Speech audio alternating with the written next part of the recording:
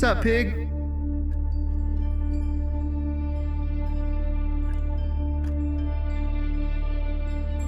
Stupid stone always in my way. I have to do everything myself. Whoa. I finally found it!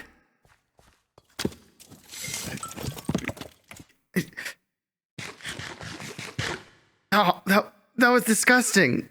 Why did I do that? Maybe it'll be better the second time. Yeah, it's okay. It's fine. All right, roll the thing.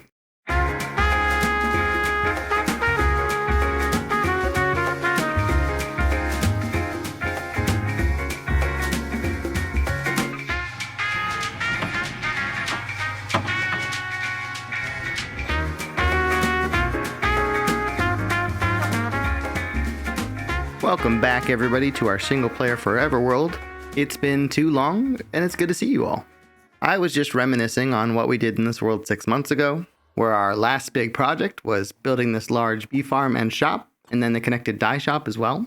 And then we also actually introduced this concept here, where we're going to have sort of this nether moving company concept for a lot of our nether portals, at least here in this area for now.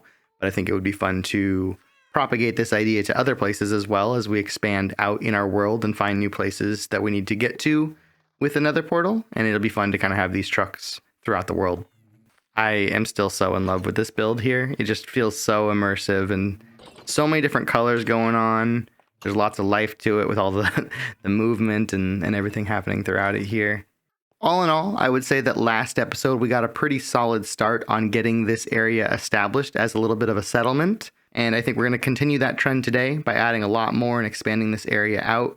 As my thoughts are coming together for this episode, I am thinking it's going to be a pretty ambitious one, and I might end up biting off more than I can chew. I'm actually very excited about the builds we have today. And to start off, I actually want to work on having a bit more of an established sorting space for us. I'm going to learn my lesson from the work I just did on the Rotten Block server with my last big episode. What I learned from that was that it's very helpful to have organized storage, because otherwise I end up going through chests multiple times looking for blocks, and it just slows down everything when I have to open up a chest 5-6 times. So I'd say let's go ahead and start this episode off strong with a really cool build, and we'll jump right into it.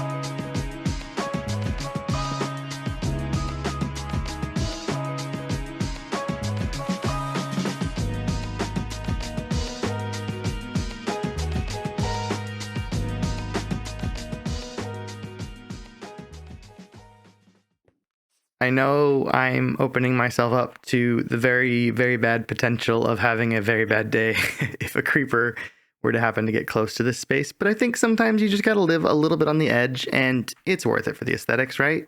At least it'll make good content.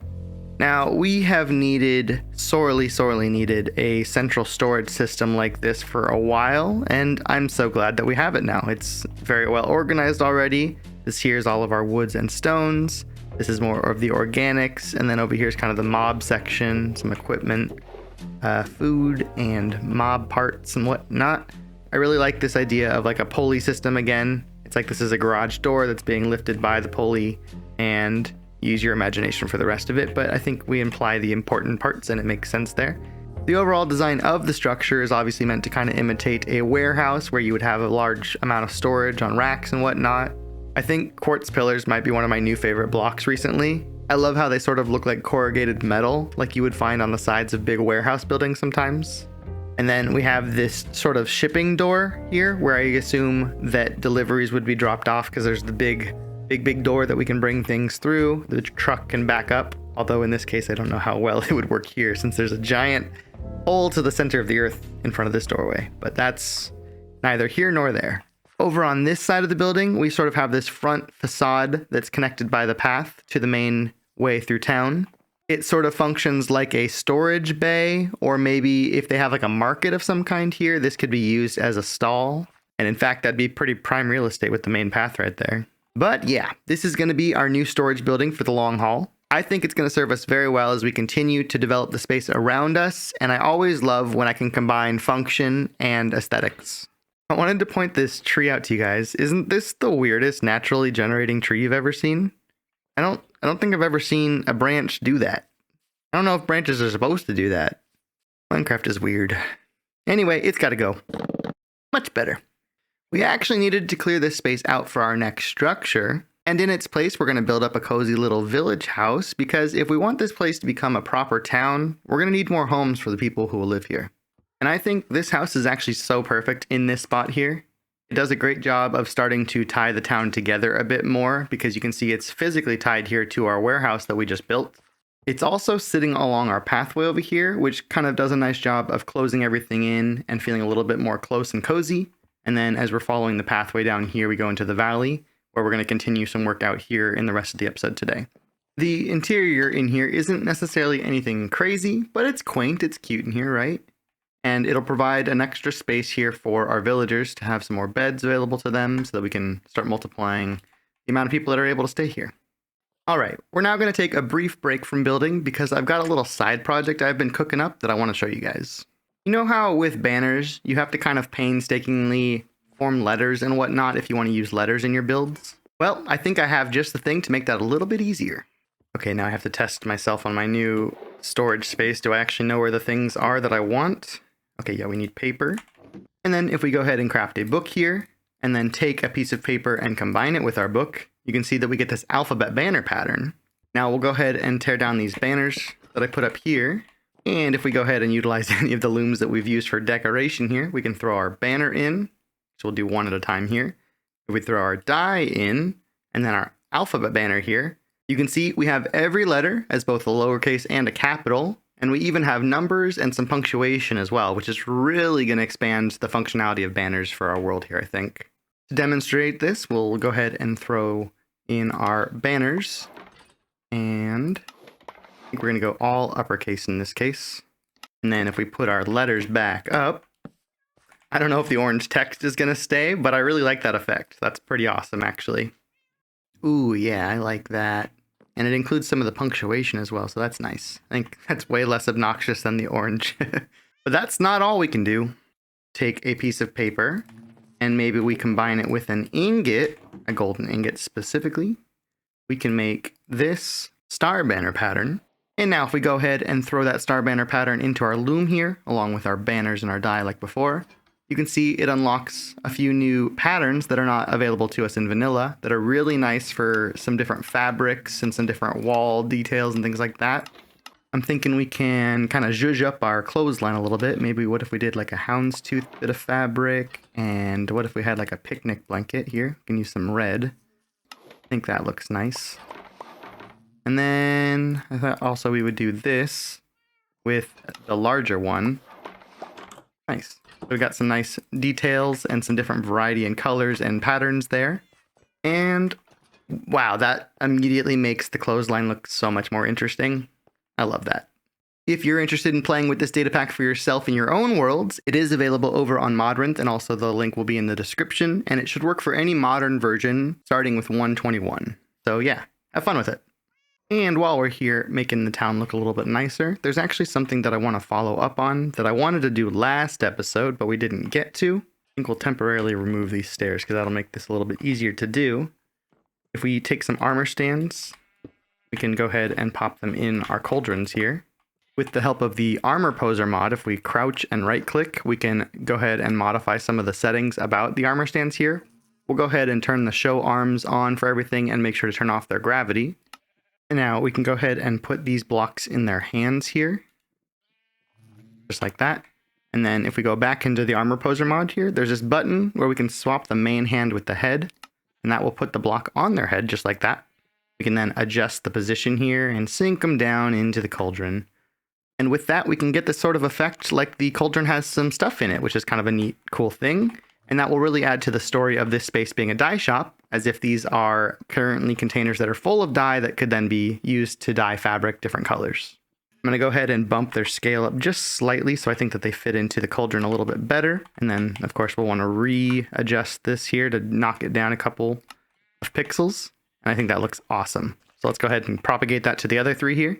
And there we go. That's definitely the effect I was going for. I could see maybe if we wanted to switch that color out at some point, just because we already have the bright orange in that color there. So maybe like a slime or something like that would be a fun different color to add more of a pop that contrasts against the environment around it. Hey, did you know this place has a sewer? Well, not yet. Believe it or not, this whole space has actually been here the entire time. I built it last episode because I needed a new direction to be able to get to the spider farm that I built last episode. Down here where we get all of our string. Ooh, this one has speed. But it's also secretly where I've kept my villagers stashed through this handy dandy mechanism. And so I just have them kind of hanging out in the closet here. They're vibing. They're having a good time, socializing. They even have a little bodyguard. And this was my way of getting them up and out, was to get them into a boat, and then we would just go upward and raise them up to ground level. So that's where I've been dealing with my villagers and things like that. So ultimately this space is down here because we wanted access to the spider farm, but I really think it would be fun to continue this tunnel here and then have it go off and off into the distance, and then we'll eventually see where it leads. All right, so we've already dug quite a big tunnel here. We must be getting close to getting out already. Oh, it's so bright. Whoa. Wow. What's all this? Nah, I'm just kidding. Of course, this mess is all thanks to me, and I actually also got the entire tunnel also dug out. But the problem I have now is that I designed this tunnel to use a metric ton of tuff, I would say, and I don't think that's an exaggeration. I jumped into our creative copy of the world because I quickly wanted to show you guys what the eventual goal for this space is, and you can see I was not kidding. There's so much tuff.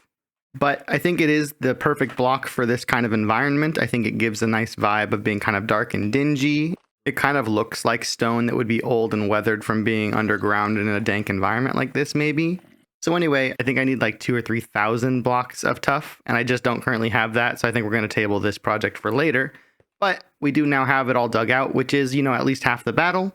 And I like that we've already started doing a bit of an ecosystem there at the end of it. Once we have the resources, we'll make sure to bring that stylization all throughout the rest of the tunnel. But for now, I think we're just going to enjoy the fact that we have it. And actually, I think this is going to be a really nice space to store some farms and things like that we don't want to have to dedicate an entire structure to. For example, we can literally just dig into the wall wherever we want to and clear out enough of a space for whatever the project is that we need. And then we can just go ahead and build our redstone, and we don't care what it looks like. It just needs to be functional.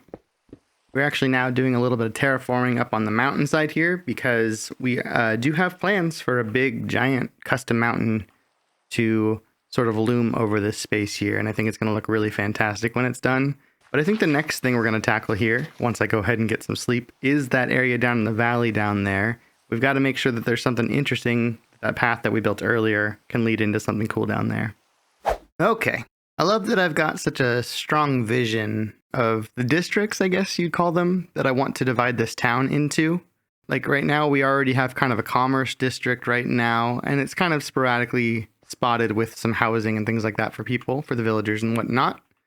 But down here, our plans are actually to create a farm, which is going to consist of a big organics building, and then maybe a little stable for any of our donkeys, mules, and horses and whatnot. And I think that will be very nice for adding a different flavor, I guess, to the town. It's going to use the same design language that we've already been using, and it's going to fit in real nicely, but it's also going to offer something new that we haven't yet done. There's another content creator that I like to watch named Bill Making Stuff, and he sort of coined this phrase where boring time is story time, because he doesn't like painting, and painting is boring. He does model making and stuff like that. I'm going to pull some inspiration from him here. And I think we're going to jump into another time lapse for the farm area down behind me here. And I thought you guys might enjoy your own little story of how this place came to be while we get that built out.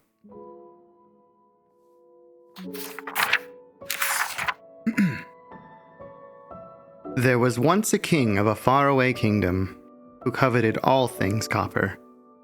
He searched far and wide for as much of it as he could get his hands on, and when news of a seemingly endless supply of copper reached his ears, he nearly collapsed with greed.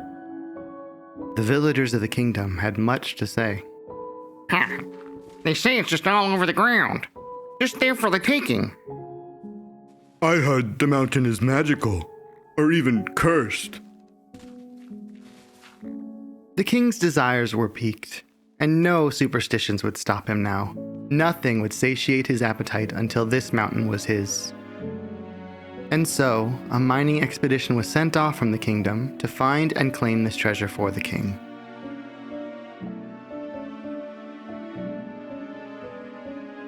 They wandered the landscape aimlessly for many days and nights, chasing any hints they could gather from other travelers on the road, until eventually they found themselves at the foot of a large wall of rock, and they knew they were in the right place. They could feel it. Whatever the rumors of magic were in this place, they seemed to be true. Traces of copper could indeed be found all over the surrounding surface, and it shimmered in veins running over the face of the mountain. Many prospectors from the surrounding area had begun to gather. A settlement was forming in the shadow of the mountain. Reaching their destination and seeing they were not alone in their task, the king's mining crew grabbed their pickaxes and TNT and set to work. Alrighty everyone, that was a little different, but I hope you guys enjoyed that brief bit of story time. We'll hear more from our super cool narrator in a bit, but we've got our farm area completed, and I wanted to show you guys around. First of all, actually while we're here at the top of the path, I wanted to talk to you guys about perspective and sightlines and how I tend to use it in my builds here. You can see that what I'm calling the barn here is perfectly framed by our door frame. And so even as far back as here, you see it through that clearing here. But because it's in the background, it doesn't compete for the immediate space, but it does draw your eye down that way. I think you naturally want to kind of see what's going on over here. And then as you approach the top of the stairs, you can see the entirety of the area below. And it's just really laid out well with you have your foreground of the bees here. You have kind of the midground with these elements here. And then obviously with the help of Voxy here, we have a really nice backdrop that is caked in fog to make it look nice and atmospheric. Now, sightlines are super important because they'll guide you through the space naturally instead of overwhelming you with details everywhere you look. There's a lot of detail going on in this space and in this town, and ultimately my goal is to make sure that you guys don't get too fatigued and exhausted just trying to focus on everything at once. I think there's also a lot of really subtle things you can do to play with the space and make it feel more dynamic. For example, you can see that I'm playing with parallax here, where again you have things that are kind of in the foreground, midground, and background here. And the way parallax works is the things that are closer to you as the player or as a camera, like your eyes, are going to move more as you move left and right. So you can see like this fence line here is moving more than that, and then that is moving more than the tree even.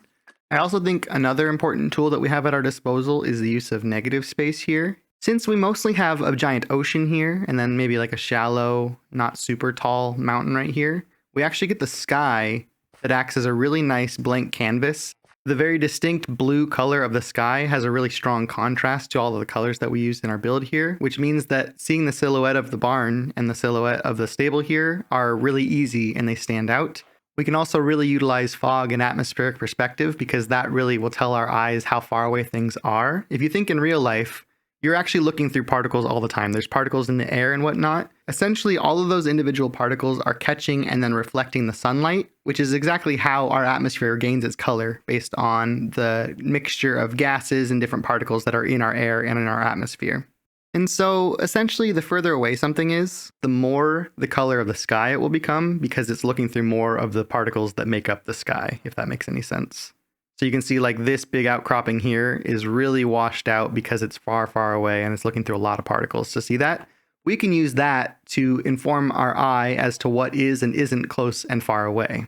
For example, even a little bit of distance between our stable and this mountain here, you can see that the mountain is a little bit more washed out, which pushes that further into the background and helps to sort of separate our stable from that backdrop. Also from this angle here, obviously the tree is a really strong silhouette as well for the same exact reasons. There's nothing behind it there, so it's not trying to compete with any details against the sky there, and you can really easily see it. With this space here, I really just wanted something that would celebrate all of the organics and the foliage and whatnot that we have in the game at this point, and even stuff that will come in the future. Over time, I will be filling this space up with all of the saplings and the flowers, and obviously we have some nether stuff here. I think this detail is kind of cool. It's like a hanging, like mister, I guess, that's hanging out over these plants here and getting them all of the water they need. Maybe they're more tropical plants that need a little bit more humidity, so they're getting provided some special treatment there. All right, I went and grabbed our horses so that we can store them in the stable while I show you guys that interior. Come on, guys, you're gonna love your new home. Watch the hole. Nobody fall in. I don't know where we're gonna store the skeleton horse specifically, but they'll hang out there for a time and we'll get them in the stables in a sec. But you can see that we have sort of a rafter up here where we have all of our hay stored, and then we have a few different bays, I guess we'll call them, that the horses can hang out in. I think this use of the leaf litter around kind of the edges of the room is fun because it's sort of an area that would always be open to the elements. It's not really a door that closes, right? Maybe this is leaves, maybe it's something else, but just kind of general dirt debris that as this door is wide open, the wind would generally push things over and then it would collect in the corners of the room, especially with animals and stuff like that. Animals aren't clean, right? You have to keep clean up after them. And so I think it's inevitable that things like this would occur in a stable-like environment. Also, can we just talk about this apple tree for a second? I think this might be my favorite tree of this scale that I've ever made. And I don't know. I make claims like that a lot. I'm like, oh, this is the best thing I've ever made. This might be the best thing I like. But there's just something about the way that it's kind of slightly tilted to the side like that. Also, the fact that the candles are representing the apples, I think is a really nice effect. And then just the way I utilized fences and all the different elements and all the different block shapes that I have at my disposal to really make this look like an intricate canopy of different sticks and branches and leaves and whatnot. I think working at this scale can be really tough, and I'm just really happy with how this came out. All right, now this might come as a shock to you, but these builds both featured quite a bit of copper, which I didn't have on hand. And so to remedy that situation, I found my way to a trial chamber and made sure to pilfer it for all of the blocks I could get my hands on. So I went on a little side adventure, a little mini quest for some blocks, but something unexpected happened at the same time. Alright, I found this place because I needed copper, but I figure we might as well try to loot it first, right? Dead end immediately. This has got to be the lamest trial chamber I've ever found so far. There's no actual trial chambers, it's just the rooms. There's nothing to fight. I guess that'll make it easy to loot then, because I'm not going to feel like I have to preserve it or anything like that. I'm falling... Hello? Bad guys? It's just a bunch of vaults. I hear noises though, I don't know. Sounds like there might be something up there. Oh, yep. Found our first room. And it's what do they call them? It's cave spiders and breezes. This is a terrible combination. Let's just trigger all of them then. Fine. Ow. Yeah, this is a crazy room having it like this. We just three in the middle like that. I guess they force you to take on all three at the same time instead of being able to... Ah! Whoa, man. Chill. Okay, Spiderhead. I will gladly take that. And I will gladly take your breeze rod.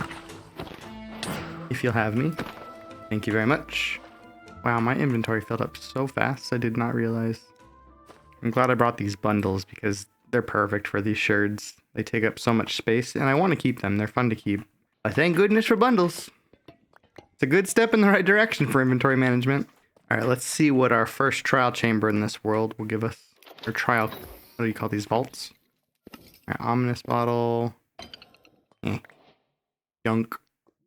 Okay, so we've got some bogged sitting there. And then there's another room over here. Also bogged. Uh-oh. Which one saw me? Oh, that one. Oh, so blazes and bogged. Or breezes and bogged. That's an easy thing to say. I guess while we're here, let's do this one real quick. A trident? And it's full durability? You promise? All for me? That's crazy. What did I do to deserve that? Oh, right. You can't throw things at them. Ow. It just bounces back at you. Hello. I have my arrows ready for you. There you are. Ow. I just let him do that. That was rude. A key. So this trident's pretty cool, right? I wasn't exactly looking for one, and I figured I'd get one eventually from a random drowned or whatever, but getting our first trident unlocks the potential to use channeling or riptide enchantments in our world, so that's pretty exciting. You'll see here I've been doing a little bit more work by getting in our pathway that's going to lead up to the mountain. I've also started adding some trees around the space because I think that they add a nice pop of green, and also the fact that they're so tall gives you a sort of vantage point or a landmark that you can always see from other points of view in the area, and it helps to sort of write your direction, which way you're looking and how to get around the space. We have one big birch tree over there. I put a little bit of like an oak tree or something like that in the yard of our dye shop. And then I have a couple more of the larger birch trees here, and it's got a flock of birds kind of hanging out in it, as well as we use some black candles to imitate a sort of takeoff as they're all flying away. Now, you remember that mountain we talked about? The mountain we're going to be building today, I think, takes somewhere around 20,000 blocks or something like that, and that's just a conservative estimate. It's probably going to be even more than that. So I started digging out this area here where I have plans to put our bone meal moss farm next episode, and I figured might as well kill two birds with one stone by clearing out the space and also gathering the resources that we need for the mountain. The problem is that I did all of this. I have efficiency 5 at least, but I did it without haste 2. I need a beacon. This is just too many blocks to dig, and it's ridiculous. Basically, everything I've done this episode, I've already done without shulker boxes and without elytra. And oh man, it's a lot of work. I'm really excited with what we've done, but wow, it really just makes things take so much longer when you don't have inventory space to store things in shulker boxes and you have to walk or run everywhere. It's not a good system. Over in the nether, I actually did find us a nether fortress that we're going to go to, but it's something like 1,000 blocks away in the nether, which means it's going to take a little bit of digging, as we've already done some good bridging and stuff like that around the space. But we're going to go ahead and do that. I'm going to get us a couple of wither skeleton skulls, and we're going to go ahead and fight a wither because, like I said, it's time for a beacon. We've gone long enough. So fortunately for me, I already had to go out to the west side of the nether to get some resources from biomes that I didn't have close to home. So I've actually already created a pretty significant pathway out this direction. You can see my handiwork here. Okay, fortunately it looks like the direction where we need to pivot to the north here, to the right, is in a pretty open biome. So this actually won't be too bad, but it means we're going to do more bridging than we are digging. But the fortress that we want is somewhere off in yonder, in the fog, just hanging out over there. We're gonna get him. Ah, so close. Don't have return to sender on this world yet, and now we do. Alright, bye.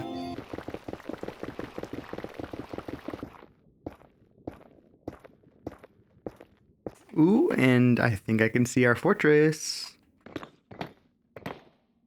Aha! There's our targets. I see you. And you will be mine.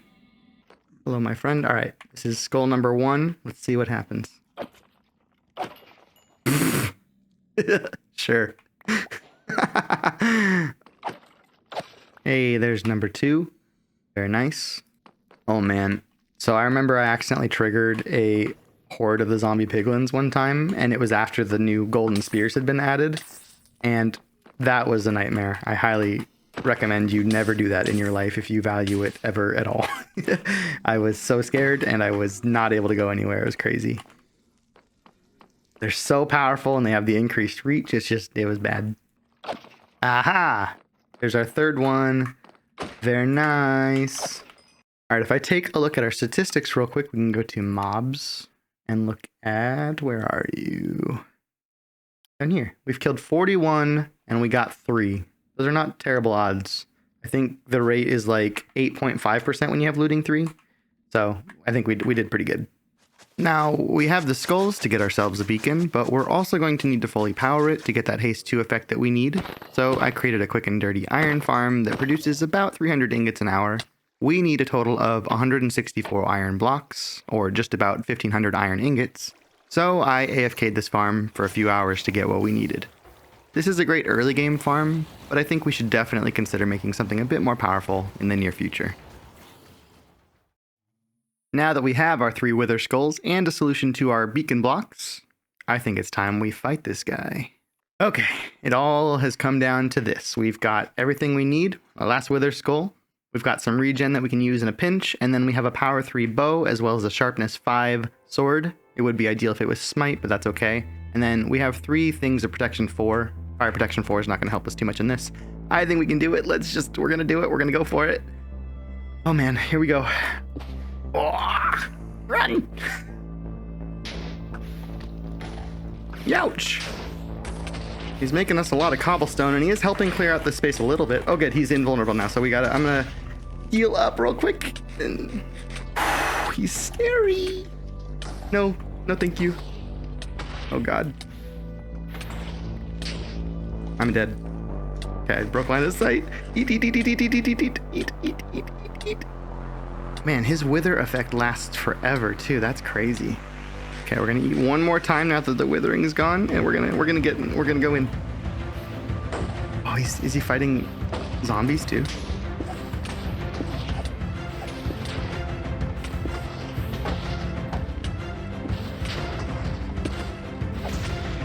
Yes! We did it! Yeah, that was pretty easy, guys. I wasn't scared at all. I don't know about you, but yeah, I knew we had that in the bag the entire time. Okay, now that we've got our nether star here, if we come back and we grab a little bit of glass, and then we grab our, is it here? Yeah, our obsidian. We can make us a beacon. And now that we've collected all of our missing pieces, now that we have a beacon and just about nearly have enough of the iron blocks to fully power it for haste 2, we're going to go ahead and collect all of the resources we need, and we're going to get this mountain built. And I think it's time that we finally finish our story and learn more about the history of this town and this mysterious mountain. The miners continued their quest, boring deeper and deeper into the mountainside. And as they did, they couldn't deny the feeling of this magical presence around them growing thicker, laying heavy on the air like a fog. But this didn't strike fear in their hearts. The heavier it became, the lighter they felt, and their curiosity led them on. They eventually stumbled upon a small cavern, lit dimly by the sparkling crystals dotted around the room. They immediately began widening the clearing with their tools. With tired eyes just adjusting to the darkness of the room, they could begin to make out the silhouettes of little copper statues. When all at once, statues sprung to life with a glow in their eyes and a hum in their chest. The cavern quickly came alive with the sounds of their creaks and groans, and the little copper beings shuffled their way out of the cave. Descending on the town below, they carried with them that magic, that spirit of levity, that inspired whimsy and creativity. And as word of the existence of these strange creatures spread, tinkerers and inventors, engineers and artists from all around were drawn to commune together amongst these copper golems. Even to this day, the eclectic town of CopperPott exists and even thrives in harmony with these golems. No one knows where they came from, but things are better now that they're here.